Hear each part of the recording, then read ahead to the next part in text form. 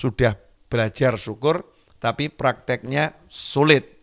Ikhwani rahimakumullah, terkhusus yang bertanya tentang permasalahan ini, syukur ini adalah salah satu jalan yang paling cepat untuk menambah nikmat. Ya. Kemudian syukur juga salah satu jalan yang paling cepat untuk menjadi wali Allah. Karena Allah menyatakan wa qalilum min ibadiyas syakur. Sangat sedikit dari hamba-hambaku yang pandai bersyukur. Jadi orang yang pandai bersyukur ini masuk dalam kelompok wali-wali Allah, orang-orang pilihannya Allah Subhanahu wa taala. La in syakartum la azidannakum. Kalau kalian bersyukur pasti aku tambah. Nah, siapa di antara kita yang enggak pengen dapat tambahan? Ya pasti kita pengen dapat tambahan nikmat. Nah, dan syukur merupakan qaidun ni'mah. Syukur itu adalah cara untuk mengikat nikmat ya. Syukur adalah cara untuk mengikat nikmat sehingga nikmat yang ada itu tidak lepas. Lantas bagaimana caranya agar kita menjadi manusia yang mudah bersyukur? Caranya bagaimana? Yang pertama adalah menyadari punya nikmat.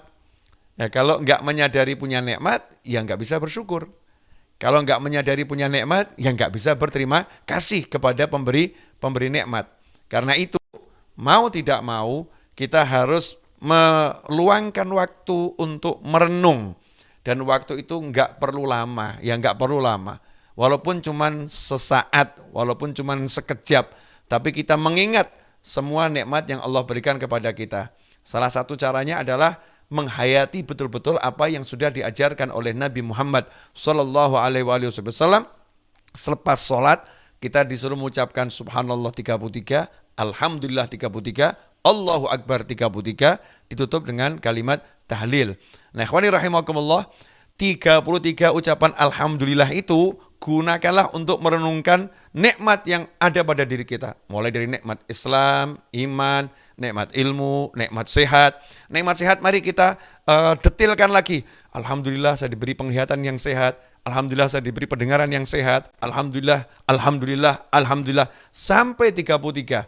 Kalau dalam satu hari 33 kali 5 betul-betul kita merenungkan nikmat Allah yang ada dalam diri kita, maka insya Allah dada kita ini akan dipenuhi rasa syukur. Alhamdulillah ya Allah, terima kasih ya Allah. Kita akan berterima kasih pada Allah Subhanahu wa taala. Kemudian yang menjadi penyebab seseorang itu susah bersyukur ya. Sebetulnya diri kita ini kan semuanya milik Allah dan semuanya karunia Allah taala. Makanya kalau kita lihat dalam diri kita ini full nikmat. Kalau sampai kita nggak bisa bersyukur itu berarti kita akan mabuk sebetulnya ya. Mabuk yang luar biasa, lalai, ghafil. Bagaimana kita nggak lalai, bagaimana nggak mabuk? Begitu banyak nikmat tapi nggak bisa merasa dirinya dapat nikmat. Begitu banyak karunia tapi nggak bisa merasa dirinya itu penuh karunia. Ya, sebagai contoh, seseorang yang mulai dari jam tangan dikasih, kemudian baju dikasih, ya, handphone dikasih, kemudian celana dikasih, tempat tinggal dikasih, kendaraan dikasih. Kemudian orang tadi ngomong kepada yang memberi ya, kamu nggak pernah beri saya apa-apa, kamu nggak pernah ngasih saya apa-apa. Padahal semua ini yang ada di dirinya pemberian dari orang tersebut. Maka ini bisa dikatakan orang yang sangat lalai akan jasa orang lain. Mabuk dia, nggak bisa melihat. Semua yang di dirinya itu mulai pakaian, mulai celana, mulai jam tangan, mulai tempat tinggal, kendaraan, semua pemberian dari orang tersebut. Nah, sementara semua yang di diri kita ini pemberian dari Allah Subhanahu wa taala. Lantas kenapa sampai kita menjadi lalai, ghafil? Jawabannya adalah karena ada setan.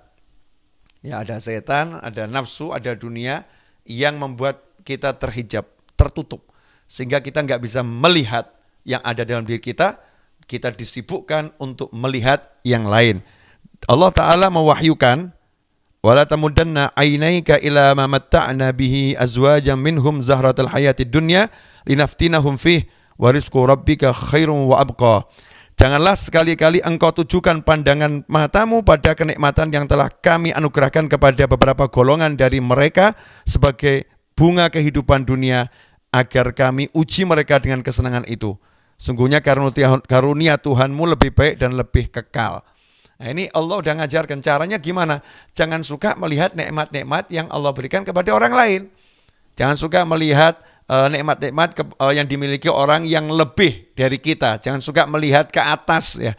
Jangan suka melihat ke atas. Karena sibuk melihat ke atas, sibuk melihat kenikmatan yang dimiliki orang lain, itu menyebabkan kita tidak bisa merasakan nikmat yang ada dalam diri kita. Kita nggak bisa melihat nikmat yang ada dalam diri kita. Karena itulah Rasulullah Shallallahu Alaihi Wasallam dalam hadis yang diriwayatkan oleh Imam Tirmidzi sudah memberikan satu metode, satu cara agar kita bisa menjadi orang yang bersyukur. Bagaimana itu?